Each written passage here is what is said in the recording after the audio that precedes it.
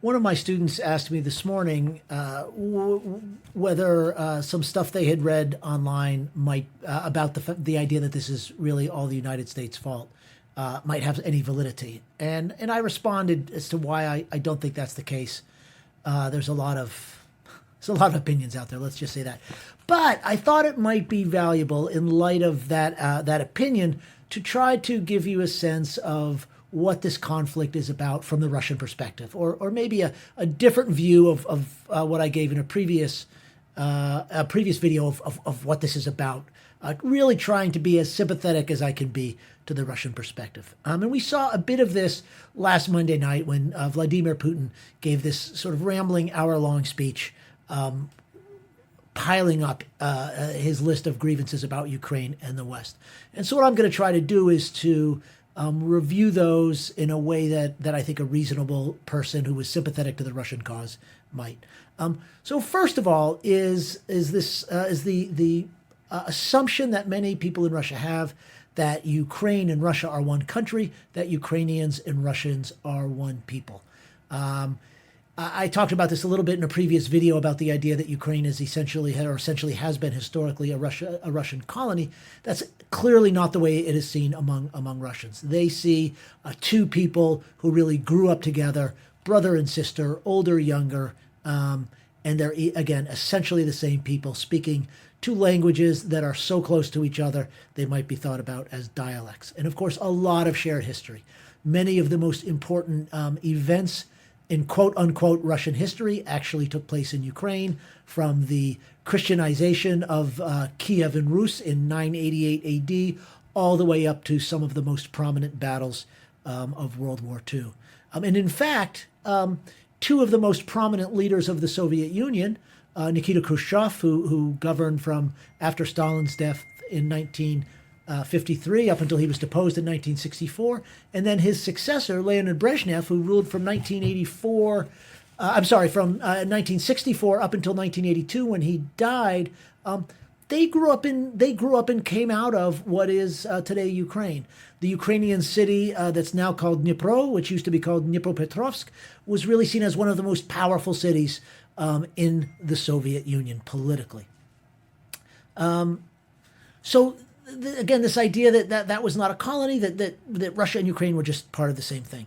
Then a second important part of Putin's speech this past week, which was a little bit new, most of the stuff we'd heard before, was about the misdeeds of the USSR. And there's two things that Putin says that the USSR and Lenin in particular did to really undermine unfairly Russia.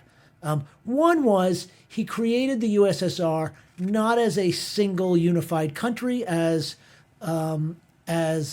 Russia had been, but as a federation. And he did that, historically, he did that because the Red Army was having a very difficult time keeping control of this territory. The Ukrainians wanted to be free and so on. And one way to convince them to not keep fighting against Soviet authority was to say you can have your own country.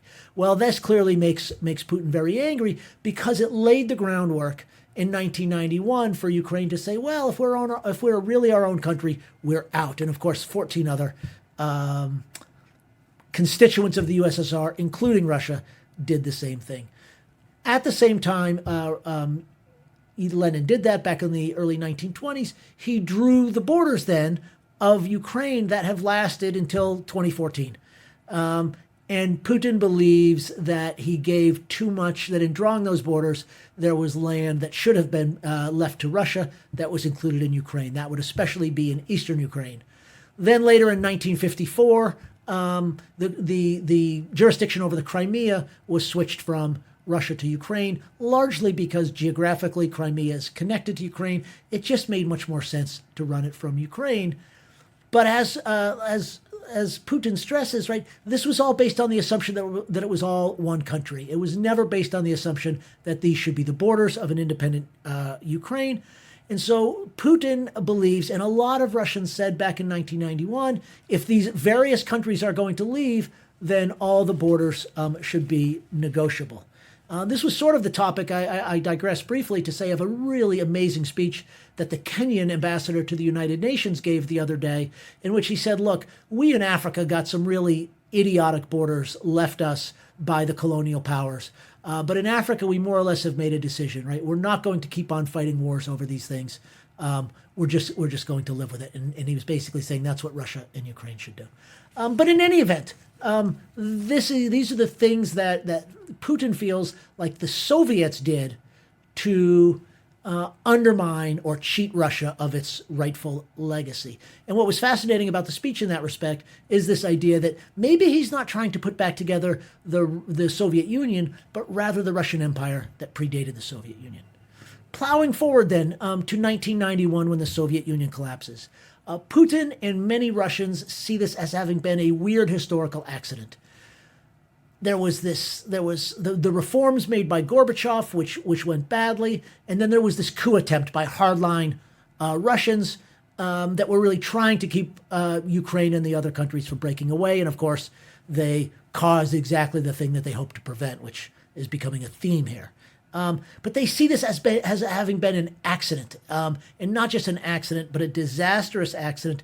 And in particular, they see the breakaway of these other republics not as having been the result of an upsurge in independent sentiment on the part of the peoples, but rather as part of this cynical behavior of elites in the other republics who simply wanted to grab power. And so the view in Russia is that Ukrainians' independence was never something that the Ukrainian people wanted. It was something that cynical Ukrainian local elites wanted. Moving forward, then, there's been a long series set of demands internationally by Russia about what it calls its legitimate interests. And what are these? And of course, legitimate is a very, very loaded word because it means when we say something's a legitimate interest, well, we shouldn't really contest it then. But the argument has been that Russia should be acknowledged as a great power. Now, exactly what that means, we could debate, but clearly in the Russian sense, having it viewed as a great power carries with it the idea that no important problem in the world, and especially no important problem in Europe, gets solved over the objections of Russia or without the participation of Russia. And related to that, then, is the idea that Russia should have a sphere of influence, meaning that the countries on Russia's borders should, while they remain independent, should not have complete latitude to do whatever they want, that Russia should have a say in what goes on around it. And some of that is built in traditional notions of great power politics and spheres of influence.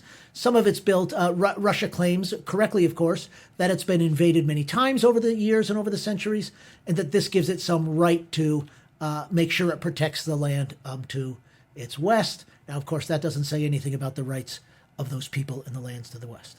But nonetheless, there's this idea of Russia as a great power and with certain rights that accrue to a great power that don't accrue to other countries. Another set of grievances is about what Putin sees as the perfidy of the West, the cynicism and hypocrisy of the West. The support among the West for the Orange Revolution in 2004 and the Euromaidan in 2014 is seen by Putin really as delegitimizing those protests. They were not really protests of Ukrainians, rather they were plots hatched by the CIA. And the fact that some American agencies were happy to sort of claim a role in those things fed that sense of this was not a genuine internal political movement. This was a CIA operation. Similarly, the outspoken politicians by many, outspoken support by many American politicians of those revolutions in Ukraine, but also of the democracy movement against Putin in Russia, again, has convinced Putin that when we say we're supporting democracy, what we're really doing is trying to undermine Russia.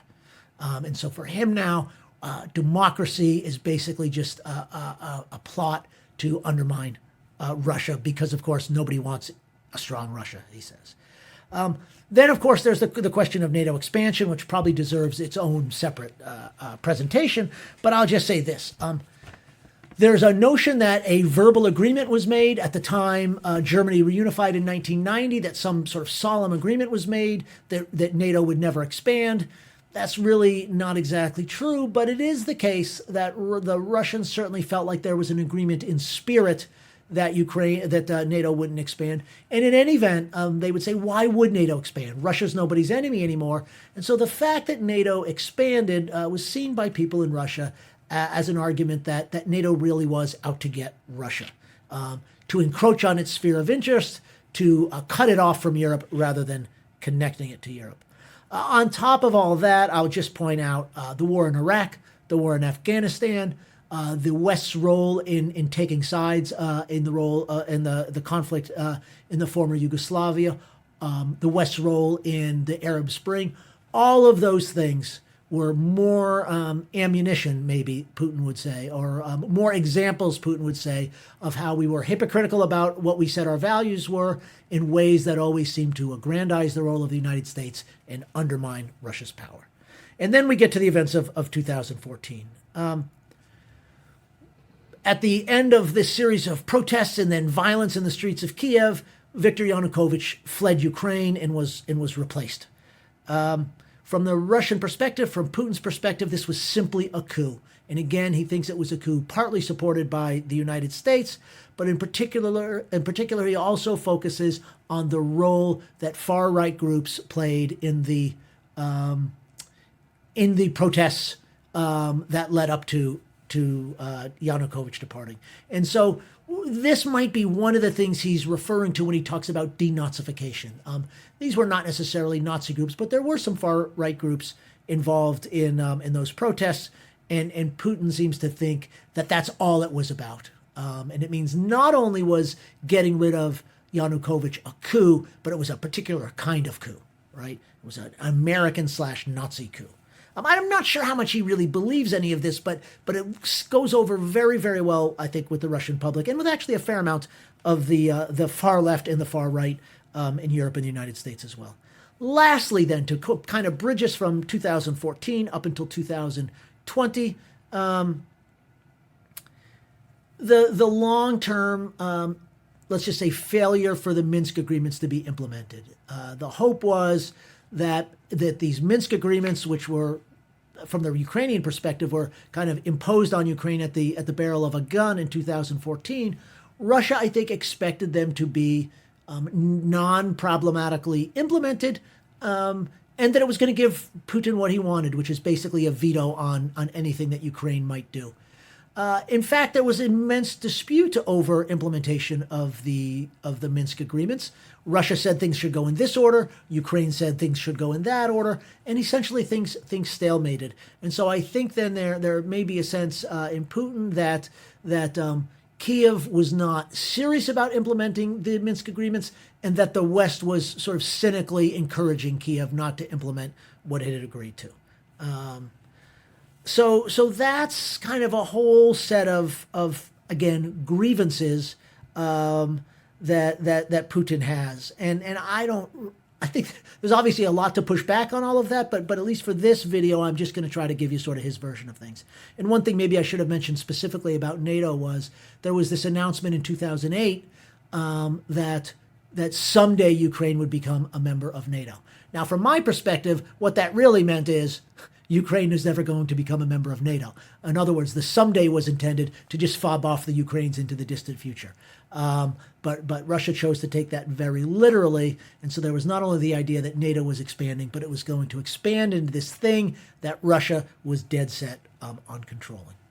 And so that kind of gets us to the background of why maybe Putin at this point in time in 2022 is so angry and maybe so feeling so strongly that he's really been left with no opportunity. If he's going to keep Ukraine from slipping away, he's got to just conquer it.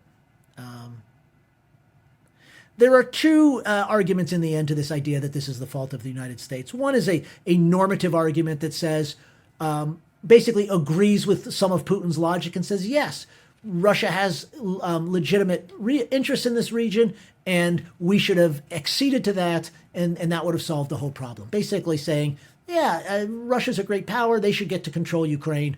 We should stop trying to block it.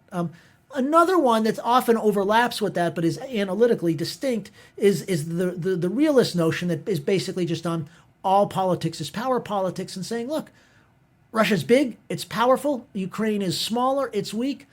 Russia can take over Ukraine. That's just the way it is. Get over it. Sorry about that. But it's futile to try to stop it. And by trying to stop it, you create a lot of problems. Needless to say, I don't necessarily agree with any of those views, but I thought it would be worthwhile laying out what some of the arguments are, both of as to why Russia thinks it's justified in doing this, and why some people in the West think that the United States is at least partially at fault.